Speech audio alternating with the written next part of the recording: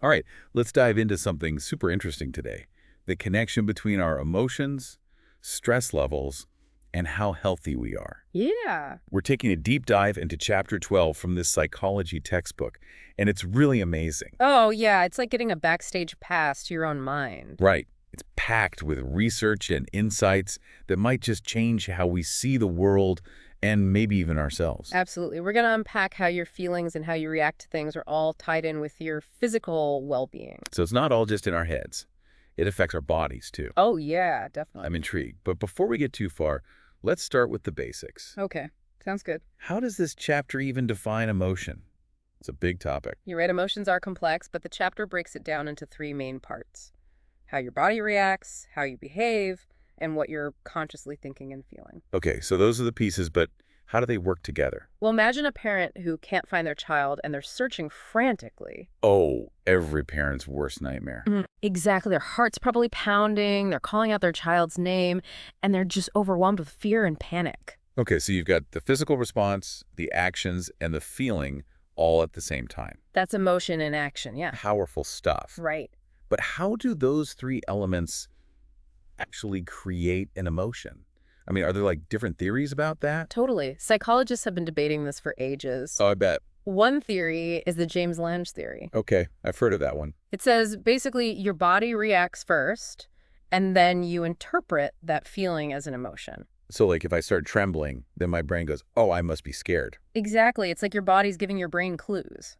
Interesting, but it seems a bit backward. Yeah, and that's where the cannon-bar theory comes in. Makes sense. They say that physical stuff and the emotion happen at the same time. So my heart races and I feel afraid all at once, not one then the other. That's the idea. Okay, that makes more sense to me, but is there any way to know for sure which one's right? Well, the Schachter-Singer two-factor theory adds even more to think about. Oh, great, another theory. It basically says your body's reaction is just the beginning. Okay, so there's more to it. You also need to think about what's causing that reaction to figure out the emotion. Like my heart could be racing because I have to give a speech or because I almost got hit by a car. Exactly. Same reaction, different emotion. Right. It's all about how you label it. So context matters. Big time. But then you have researchers like James-Lange and Ledoux who said, sometimes we have feelings before we even have time to think. Wait, really? So it's not always a conscious process? Nope, not always. Wow. They came up with the idea of emotions taking a low road or a high road in your brain. Okay, I'm picturing like a brain highway now. Simple emotions, like fear, can skip the thinking part of your brain, the cortex, and go straight to the amygdala, Which is? the part that deals with emotion, so that's the low road, super fast reaction. So that's why we jump back from a snake before we even realize it's dangerous. Pure instinct. Exactly. But more complex emotions, like love, those take the high road through the cortex. So we actually think about those before reacting. More or less. That's fascinating. So sometimes we can change our response, and sometimes it's just automatic. You got it. Our brains are so cool. And don't even get me started on how our bodies express all those emotions. Right, like the whole autonomic nervous system thing. Exactly. That's the system that controls all the things you don't have to think about: breathing, heart rate, all that. It's like the behind-the-scenes crew for our feelings. That's a great way to put it. So when something exciting or stressful happens, your sympathetic nervous system kicks in. It's like hitting the gas pedal. Okay, rolling. Your heart races, you breathe faster, and you're ready for action. The classic fight or flight response. That's it. Your body's deciding whether to face the threat or run away. Yeah, that makes sense. Then, when the danger's gone, your parasympathetic nervous system takes over. And that one's more about calming down. Right. Right.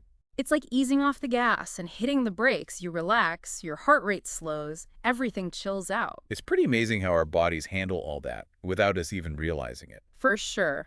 But our emotions don't just stay inside, they come out too. True, true. We've got facial expressions, tone of voice, gestures, all that nonverbal stuff. Exactly. We communicate so much without saying a word. Sometimes even more than we do with words. It's powerful stuff. Nonverbal cues can speak volumes. I remember reading about a study where they had people stare into each other's eyes for 2 minutes. Oh yeah, what about it? Many of them felt a spark of attraction afterward, just from eye contact. It's amazing how much we can communicate without even saying a word. Really makes you think. And researchers have found that we're really good at picking up on those subtle cues, even from brief moments. So you're telling me we can tell if someone's uncomfortable even if they're trying to hide it. Exactly. Our brains are like nonverbal detectives. Always on the case. They call it thin slicing. Catching. Right. And on that note, it's worth thinking about how things like gender and culture affect how we show and understand emotions. Good point. We hear all the time about women being more emotionally expressive. Right. But is there any truth to that? Well, research shows that women tend to be better at reading emotions, expressing them, and they often experience them more intensely. So there's some truth to it then. It seems so, but of course, everyone's different. Of course. But culture matters too. Huge factor. I mean, think about it. Some gestures are totally fine here, but could cause huge offense somewhere else. Oh, absolutely. Context is everything. It really is. But here's something that I find super interesting, the facial feedback effect. Oh, yeah, that's a good one. Basically, our facial expressions can actually change how we feel. Seriously. So if I force myself to smile when I'm down, Yeah. it might actually make me feel a little bit better. You got it. It's like tricking your brain into happiness. Wow. So there's really something to that fake it till you make it idea. There's research to back it up. One study had people hold a pen between their teeth, which makes you use those smiling muscles. Clever. And it actually made stressful situations feel less intense. That's amazing. It's like we have this hidden power to shift our emotions just with our faces. It's pretty cool, right? I might have to start practicing my smile more often then. I think that's a good idea for all of us. And along those lines, changing your behavior can also impact how you feel. Oh, tell me more about that. They call it the behavior feedback effect. It's like if you walk with big steps, good posture, head held high, you're more likely to feel confident and positive. Makes sense. Mm. But what if you're slouching and shuffling your feet? Then you're probably going to feel more down. It's all connected. So it's not just how we feel affecting how we act, but how we act can actually shape our emotions too. Exactly. It goes both ways. That's a powerful thought. It is. And since we're on the topic of powerful emotions, let's talk about anger. Okay, bring on the anger. Have you ever heard of the catharsis myth? You mean like the idea that venting your anger actually makes you feel better? That's the one. Yeah, I've definitely tried that approach a few times. Didn't really work though. Research actually shows that it might do more harm than good. So punching a pillow isn't the best strategy. Not really. Well, it might feel good in the moment to yell or whatever. Oh, it does. It doesn't actually solve the problem and might even make you angrier later. So it's a temporary fix that backfires. You could say that. There are much healthier ways to deal with anger. Like what? Well, for starters, waiting for that initial burst of anger to calm down. Okay, so don't react right away. Then you can find healthy distractions, and most importantly, talk about your feelings in a constructive way. So taking a time out and then having a calm conversation is the way to go. Much better approach. But let's switch gears now and talk about happiness. Okay, much more pleasant. Right, and guess what? Doing nice things for others can actually boost your mood. They call it the feel-good, do-good phenomenon. I love that. Helping others makes us feel good, which makes us want to help more.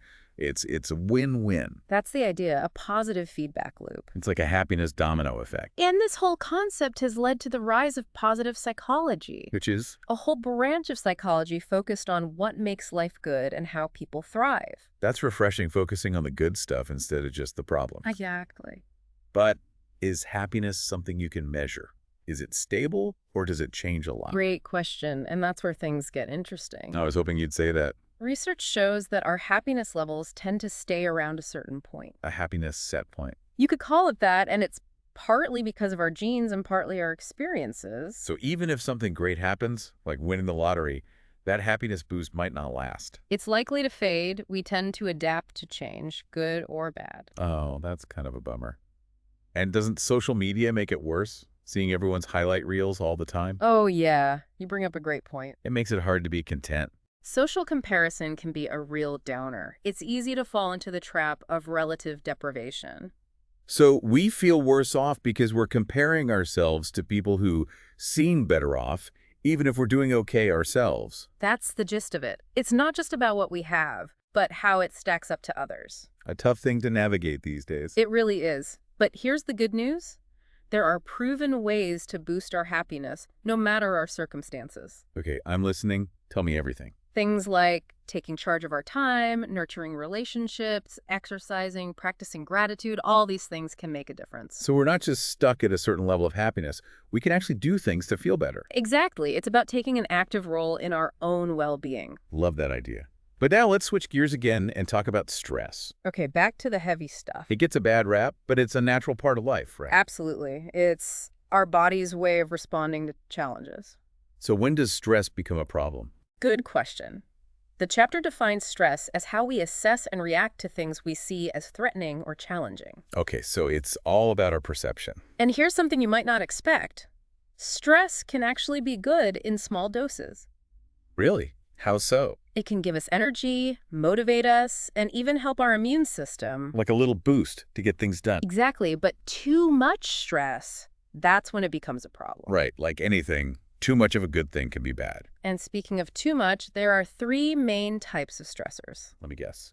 Catastrophes, big life changes, and those everyday annoyances. You got it.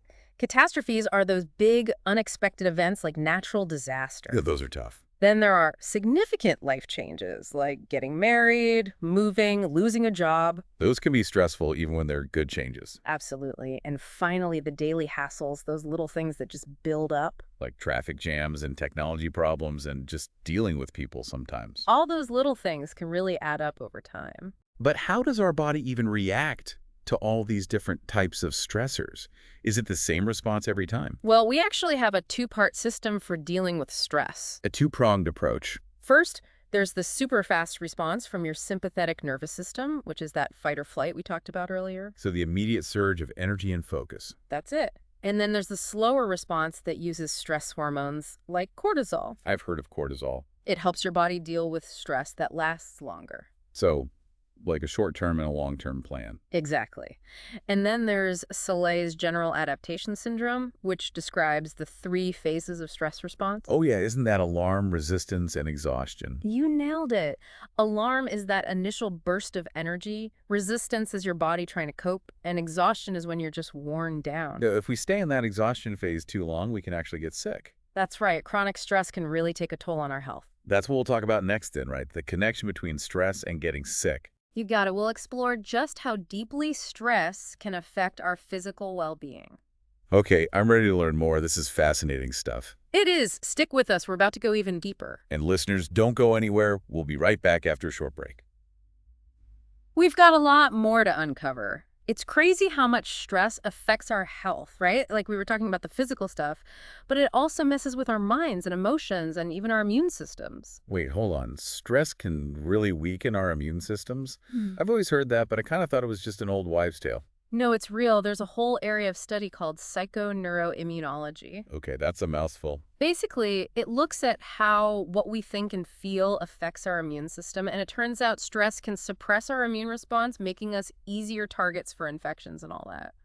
So you're saying that freaking out about a work deadline could make me more likely to catch a cold? Totally possible, and there's research to prove it. Really? Like what? Yeah, they did this study with dental students. They gave them these little punch wounds, just controlled injuries on their skin. Okay, but why? Well, they found that the wounds healed way slower when the students were stressed out about exams compared to when they were relaxed during summer break. Wow, so their bodies were literally slower at healing because of stress? That's pretty convincing. Right. It's a good reason to find ways to chill out. No kidding. And it's not just colds. We're talking about serious stuff like heart disease. Exactly. Chronic stress is linked to a lot of major health issues. That's scary. I know heart disease is a big deal, but what's the connection to stress specifically? Well, research shows that negative emotions, especially anger and being hostile, play a big part in developing heart disease. Really, so it's not just about being busy or having a tough job. It's more about how we react to it all. That's a big part of it, yeah. And this is where personality comes in. Have you ever heard of type A and type B personalities? Oh, yeah. Type A's are like those workaholics, Ah, always going, super competitive, right? That's the stereotype. And while not all type A's are going to have heart problems, the anger and hostility part seems to be the main culprit. So learning to manage that anger and be more positive could actually protect our hearts. It's a good place to start. And get this, depression, which is often linked to stress, is also connected to heart disease. Wow, so it's not just physical health, our mental health is tied in too. It's all connected. It really is. Mind and body are constantly talking to each other. Which brings us to the big question, how do we manage stress and protect our health? Luckily, this chapter has some good advice on that. Okay, I'm all ears because knowing stress is bad is one thing, but actually doing something about it is another. You're telling me. So the chapter talks about two ways to cope with stress: problem-focused coping and emotion-focused coping. Okay, what's the difference? Problem-focused is like tackling the stress head-on. All right, so if I'm freaking out about a work deadline, You might make a plan, break the project down into smaller parts, or ask for help from coworkers. so you're actively trying to fix the source of the stress. Exactly. But sometimes you can't control the stressor, like if you're dealing with a health issue or family problems. You can't just make those things disappear. Nope. And that's where emotion-focused coping comes in. So instead of changing the situation, you focus on handling your emotional response. Exactly. It's about finding healthy ways to deal with your emotions and stay well, even when things are tough. So things like talking to a therapist, writing in a journal, relaxation techniques, that kind of stuff. Exactly. And reaching out to loved ones for support. So both approaches are useful, it just depends on the situation. Right. And one thing that really affects how well we cope is our sense of control. Feeling helpless and like everything's out of control can actually make stress worse and hurt our health. So it's not just about what's actually happening, but how we see it. Exactly. And this is connected to the idea of locus of control. Basically, whether you think you have power over your life or if you feel like things just happen to you. So people with an internal locus of control think they're in charge, and those with an external locus of control feel more like they're along for the ride. That's a good way to put it. And research shows that feeling in control is linked to better health, less stress, and bouncing back better from tough times. Makes sense. Feeling empowered probably makes a big difference in how you deal with stuff. Absolutely. And part of that comes from self-control, being able to resist temptations and not always going for instant gratification. So like saying no to that extra piece of cake or putting my phone down to focus on work. Exactly. Self-control is like a muscle. The more you use it, the stronger it gets. Okay, let's talk about optimism. Do you think being optimistic can actually make you healthier? I've heard that optimists are healthier and live longer, but is that really true or just a coincidence?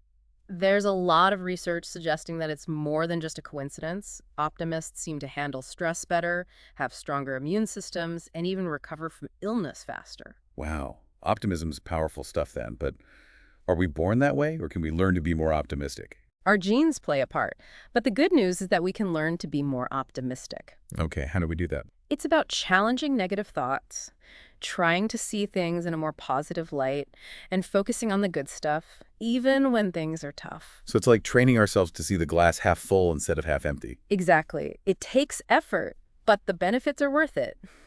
And speaking of things that are good for us, let's talk about social support. I knew you were going to say that. Having close friends and family is so important when you're going through tough times. But how does that actually help our health?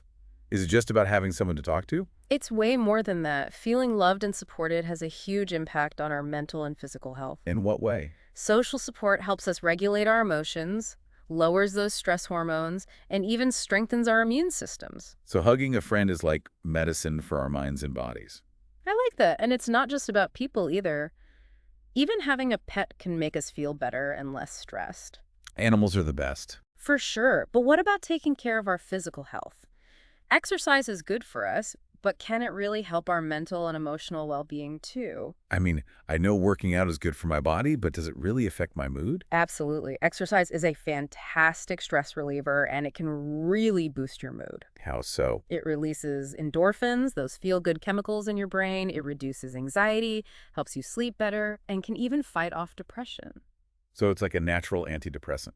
In a way, yeah. And it's not just about getting physically fit. Exercise can make you feel better about yourself, help you think more clearly, and give you a sense of accomplishment. Okay, you've convinced me. Time to get moving. But besides exercise, are there other things we can do to feel better overall?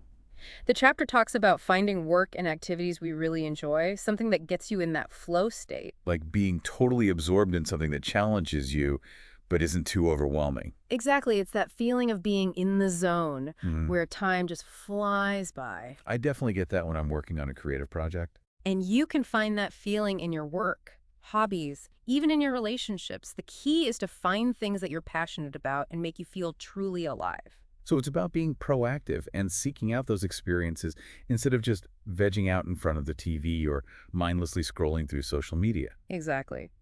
And while we're on the topic of things that are good for us, the chapter also emphasizes the importance of getting enough sleep. Oh yeah, sleep is definitely underrated. Not getting enough sleep can really mess with your emotions and your physical health. It makes you more vulnerable to stress, anxiety, and even depression. I know, I always feel terrible the next day if I stay up too late. We've all been there. Enough sleep is crucial for our bodies and minds to work properly. It's when we recharge and repair. So skimping on sleep is like running our batteries down to zero. Exactly.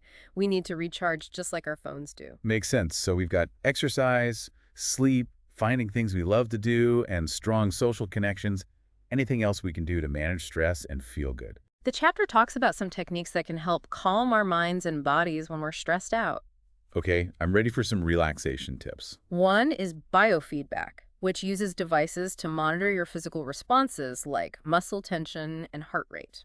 So it's like getting real-time feedback on how stressed you are. Exactly, and with practice, you can learn to control those responses and reduce tension.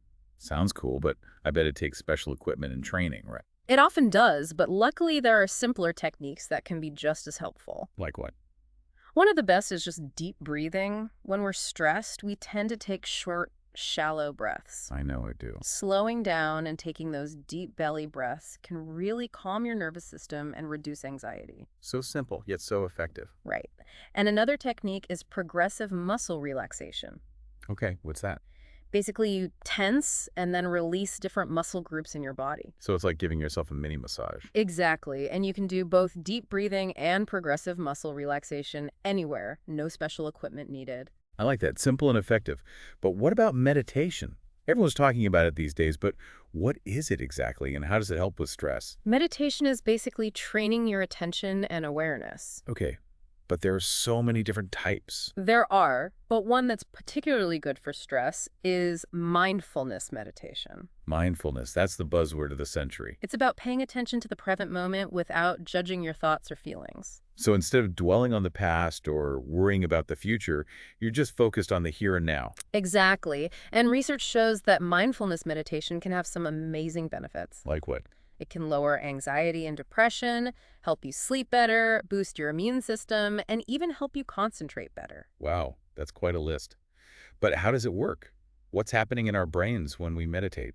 Studies show that mindfulness meditation strengthens connections in different parts of the brain, especially the parts that control attention, awareness, and emotions. So it's like a workout for our brains. Instead of lifting weights, we're strengthening our mental muscles. That's a great analogy.